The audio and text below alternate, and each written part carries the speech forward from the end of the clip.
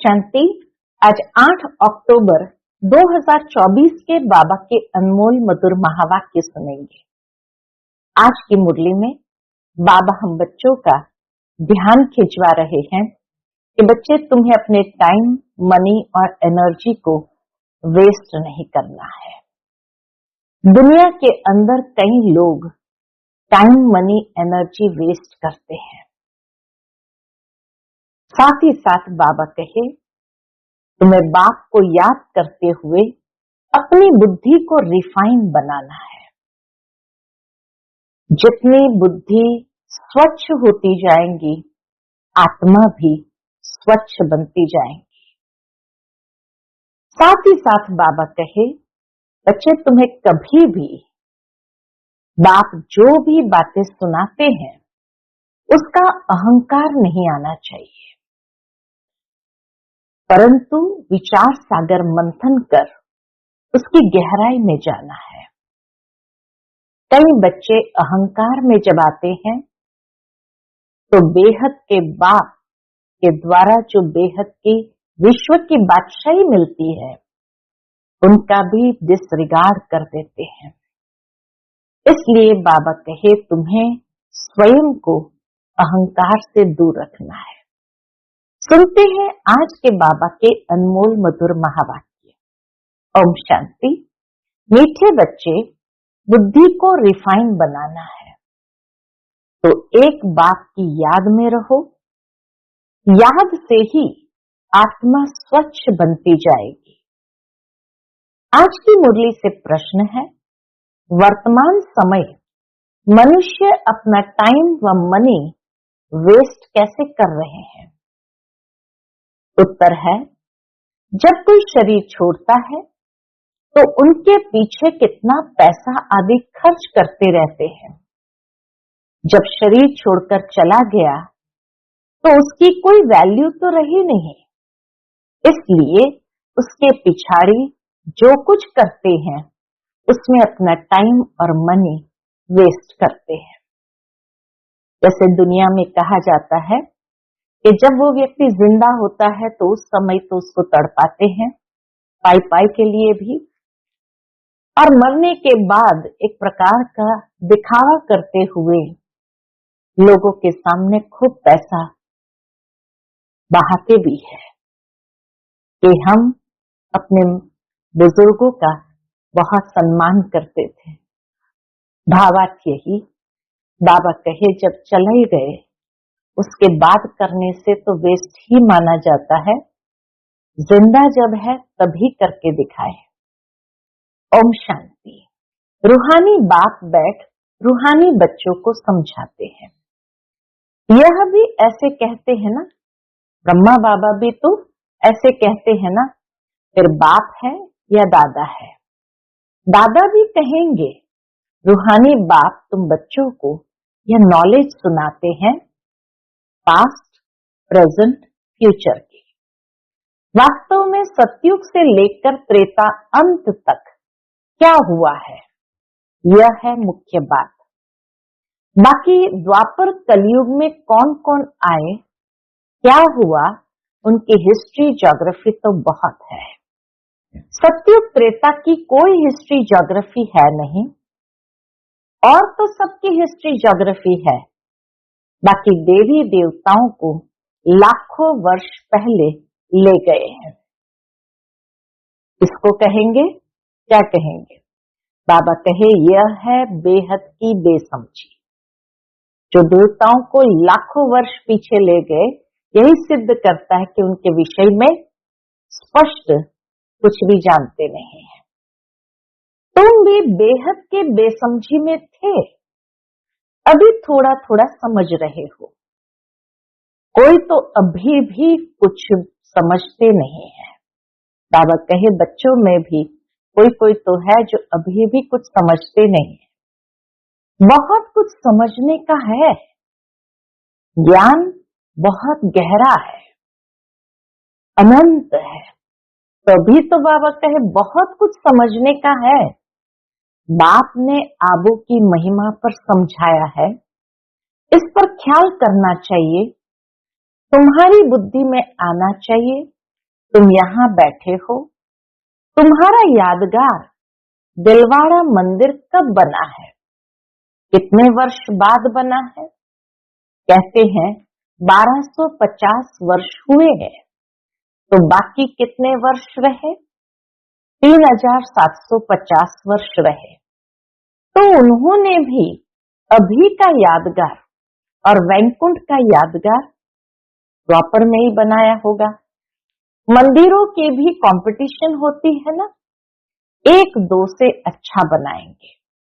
अभी तो पैसा ही कहाँ है जो बनावे, पैसा तो बहुत था। द्वापर युग में एक सोमनाथ को ही अगर 17 बार लूटा गया हो तो कितना अतिचार धन था। तो सोमनाथ का मंदिर कितना बड़ा बनाया है, अभी तो बना न सके। बल आगरे आदि में बनाते रहते हैं, परंतु वह सब है फालतू। मनुष्य तो अंधियारे में है ना, जब तक बनावे तब तक विनाश भी आ जाएगा। यह बातें कोई भी नहीं जानते हैं, तोड़ते और बनाते रहते हैं। मंदिरों आदि को भी तोड़ते और बनाते रहते हैं। पैसे मुफ्त में आते रहते हैं, सब वेस्ट होता रहता है। Waste of time, waste of money, waste of energy. कोई मरता है तो कितना टाइम गंवाते हैं, हम कुछ भी नहीं करते।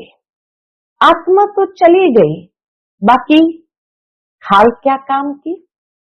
सर्प खाल छोड़ देता है, उनकी कोई वैल्यू है क्या? उस खाल की बाबा कहे कोई वैल्यू है क्या? कुछ भी नहीं। भक्ति मार्ग में खाल की वैल्यू है। जड़ चित्रों की कितनी पूजा करते हैं, परंतु यह कब आए, कैसे आए, कुछ भी पता नहीं है। इनको कहा जाता है भूत पूजा। 5 तत्वों की पूजा करते हैं। समझो ये लक्ष्मी नारायण स्वर्ग में राज्य करते थे। उदाहरण देते बाबा, कहते हैं समझो ये लक्ष्मी नारायण स्वर्ग में राज्य करते थे। अच्छा, 150 वर्ष आयु पूरी हुई, शरीर छोड़ दिया, बस शरीर तो कोई काम का न रहा, उनकी वहां क्या वैल्यू होगी? आत्मा चली गई, शरीर चंडाल के हाथ दे दिया, वह रस्म रिवाज अनुसार जला देंगे। वहां लोग जाते नहीं हैं या उसका शोक नहीं मनाते हैं सतयुग के अंदर, क्योंकि पूरी आयुष्य भोग करके गया तो मृत्यु भी महोत्सव की रीति से था। तो बाबा कहे फिर चंडाल को दे देते, वह रस्म रिवाज अनुसार जला देंगे। ऐसे नहीं उनकी मिट्टी लेकर उड़ाएंगे नाम करने के लिए। उस समय में नेहरू की मिट्टी को जैसे खेतों में डाला गया था, आकाश से प्लेन से उसको सारे गिराया था खेतों के अंदर। तो बाबा कहे ऐसे नहीं उनकी मिट्टी लेकर उड़ाएंगे नाम करने के लिए, कुछ भी नहीं। यहाँ तो कितना करते हैं, ब्राह्मण खिलाते हैं, यह करते हैं, वहां ये कुछ होता नहीं। खाल तो कोई काम की नहीं रही, खाल को जला देते हैं, बाकी चित्र रहते हैं, सो भी एक्यूरेट चित्र मिल न सके। इस समय तो एक्यूरेट चित्र भी मिल न सके। ये आदि देव की पत्थर की मूर्ति एक्यूरेट थोड़ी है। दिलवाड़ा मंदिर में आदि देव की काले पत्थर की मूर्ति है, तो बाबा कहे ये आदि देव की पत्थर की मूर्ति एक्यूरेट थोड़ी है। पूजा जब शुरू की है तब के पत्थर की है, असल जो था वो तो जलकर खत्म हो गया ना। फिर भक्ति मार्ग में यह निकला है। इन बातों पर भी सोच तो चलता है ना। आबू की महिमा को अच्छी रीति सिद्ध करना है। तुम भी यहाँ बैठे हो, यहाँ ही बाप सारे विश्व को नरक से स्वर्ग बना रहे हैं, तो यही सबसे ऊंच से ऊंच तीर्थ ठहरा। अभी इतनी भावना नहीं है, सिर्फ एक शिव में भावना है। कहां भी जाओ शिव का मंदिर जरूर होगा, भारत भर में शिव का मंदिर जरूर होगा। अमरनाथ में भी शिव का ही है। कहते हैं शंकर ने पार्वती को कथा सुनाई, वहां तो कथा की बात ही नहीं, मनुष्य को कुछ भी समझ नहीं है। अभी तुमको समझ आई है, आगे पता था क्या? अभी बाबा आबू की कितनी महिमा करते हैं। सर्व तीर्थों में ये महान तीर्थ है। बाबा समझाते तो बहुत है, परंतु जबकि अनन्य बच्चों की बुद्धि में बैठे, अभी तो देह अभिमान बहुत है। ज्ञान तो बहुत ढेर चाहिए, रिफाइननेस बहुत आनी चाहिए, एकदम शुद्धता आनी चाहिए। अभी तो योग बड़ा मुश्किल कोई का लगता है। योग के साथ फिर ज्ञान भी चाहिए, योग के साथ फिर नॉलेज भी चाहिए। इसलिए गीता में भी कहा हुआ है, बिना ज्ञान के ध्यान कहाँ। ध्यान लगाने के लिए पहले ज्ञान चाहिए। इसलिए बाबा कहते हैं रोज मुरली जरूर सुननी है। योग के साथ फिर नॉलेज भी चाहिए। ऐसे नहीं सिर्फ योग में रहना है, योग में नॉलेज जरूर चाहिए। दिल्ली में ज्ञान विज्ञान भवन नाम रखा है, परंतु इनका अर्थ क्या है ये समझते थोड़ी है। ज्ञान विज्ञान तो सेकंड का है, शांति धाम सुख धाम, परंतु मनुष्य में जरा भी बुद्धि नहीं, अर्थ थोड़ी समझते हैं। चिन्मयानंद आदि कितने बड़े बड़े सन्यासी आदि है, गीता सुनाते हैं, कितने उन्हों के ढेर फॉलोअर्स हैं। सबसे बड़ा जगत का गुरु तो एक ही बाप है। बाप और टीचर से बड़ा गुरु होता है। स्त्री कभी दूसरा पति नहीं करेगी तो गुरु भी दूसरा नहीं करना चाहिए। एक गुरु किया, उनको ही सदगति करनी है, फिर और गुरु क्यों? सतगुरु तो एक ही बेहद का बाप है, सबकी सदगति करने वाला है। परंतु इन बातों को बहुत है जो बिल्कुल समझते नहीं। बाप ने समझाया है ये राजधानी स्थापन हो रही है, तो नंबरवार होंगे ना। कोई तो रेंचक भी समझ नहीं सकते। ड्रामा में पार्ट ऐसा है, टीचर तो समझ सकते हैं, जो शरीर द्वारा समझाते हैं उनको भी तो मालूम पड़ता होगा। ये तो गुड़ जाने गुड़ की गोथरी जाने। गुड़ शिव बाबा को कहा जाता है, वह सबकी अवस्था को जानते हैं, हर एक की पढ़ाई से समझ सकते हैं, कौन कैसे पढ़ते हैं, कितनी सर्विस करते हैं, कितना बाबा की सर्विस में जीवन सफल करते हैं। ऐसे नहीं, इस ब्रह्मा ने घर बार छोड़ा है, इसलिए लक्ष्मी नारायण बनते हैं, मेहनत करते हैं ना। ब्रह्मा बाबा ने भी कितनी मेहनत की है, ये नॉलेज बहुत ऊंची है। कोई अगर बाप की अवज्ञा करते हैं तो एकदम पत्थर बन पड़ते हैं। बाबा ने समझाया था, यह इंद्र सभा है, शिव बाबा ज्ञान वर्षा करते हैं। उनकी अवज्ञा की तो शास्त्रों में लिखा हुआ है, पत्थर बुद्धि हो गए।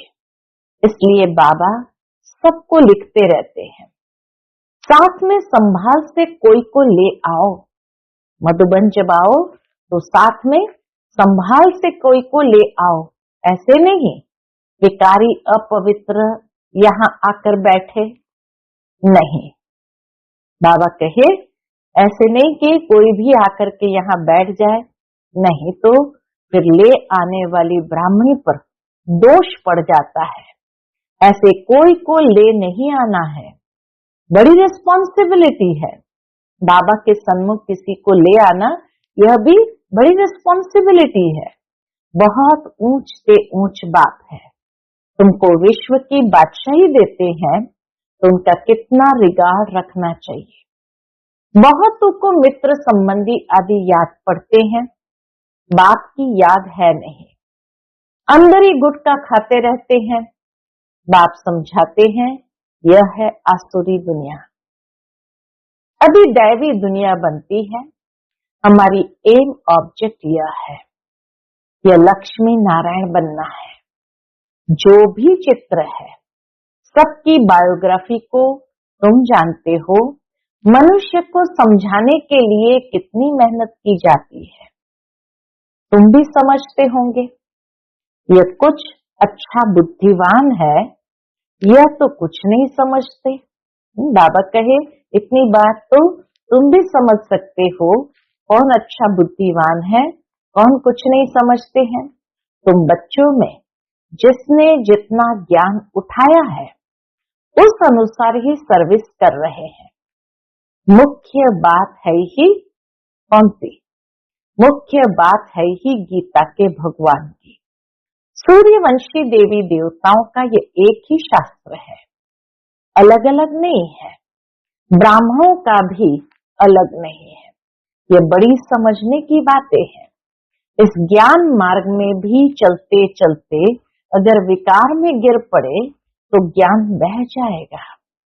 बहुत अच्छे जाकर विकारी बने तो पत्थर बुद्धि हो गए। इसमें बड़ी समझ चाहिए। बाप जो समझाते हैं उनको उगारना चाहिए।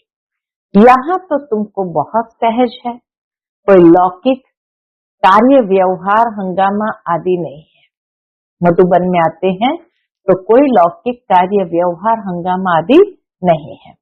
बाहर में रहने से धंधे आदि की कितनी चिंता रहती है।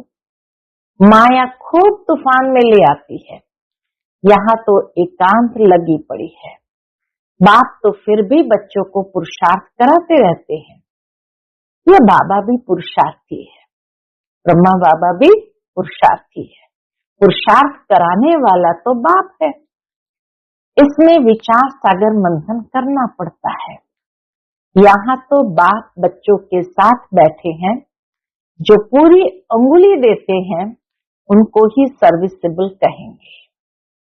बाकी गुटखा खाने वाले तो नुकसान करते हैं और ही डिससर्विस करते हैं, विघ्न डालते हैं। बाबा कहे ज्ञान को यथार्थ रीति हजम नहीं किया तो नेचुरल है गुटखा खाते रहेंगे।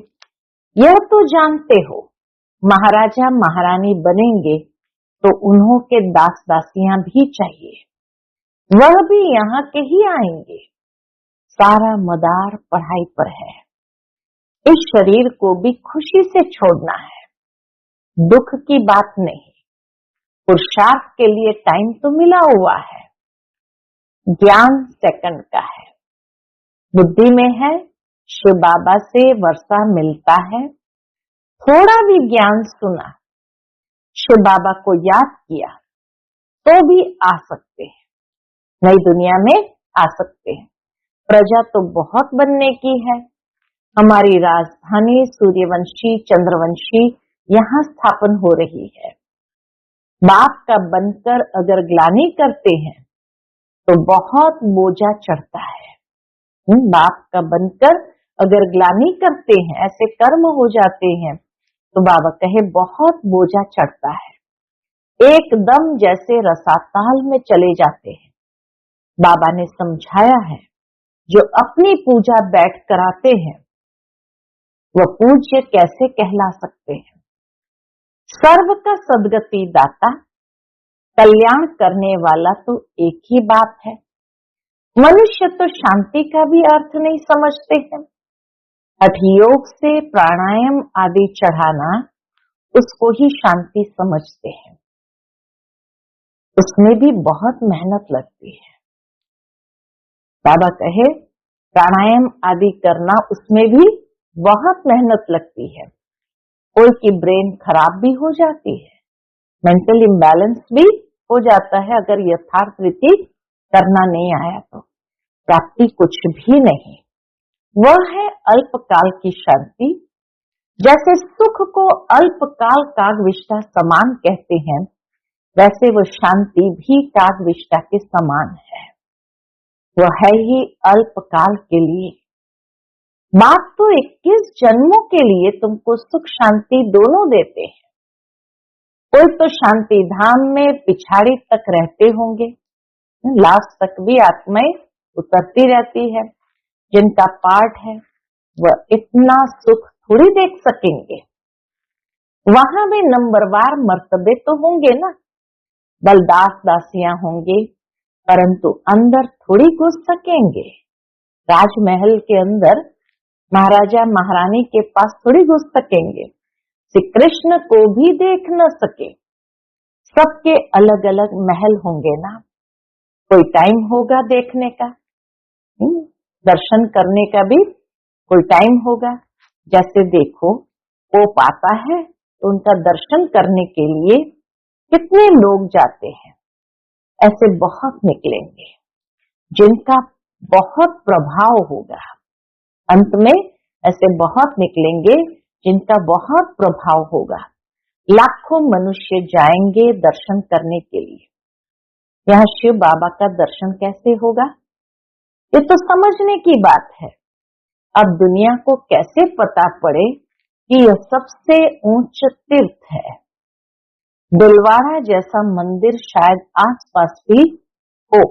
बाबा कहे दिलवाड़ा जैसा मंदिर शायद आसपास और भी हो, वह भी जाकर देखना चाहिए। राणकपुर का मंदिर भी दिलवाड़ा जैसा ही है, तो बाबा कहे वह भी जाकर देखना चाहिए कैसे बना हुआ है। उनको ज्ञान देने की भी दरकार नहीं। कई लोग वहां जाकर के ज्ञान देना आरंभ कर देते हैं। बाबा कहे उनको ज्ञान देने की भी दरकार नहीं, वह फिर तुमको ज्ञान देने लग जाएंगे।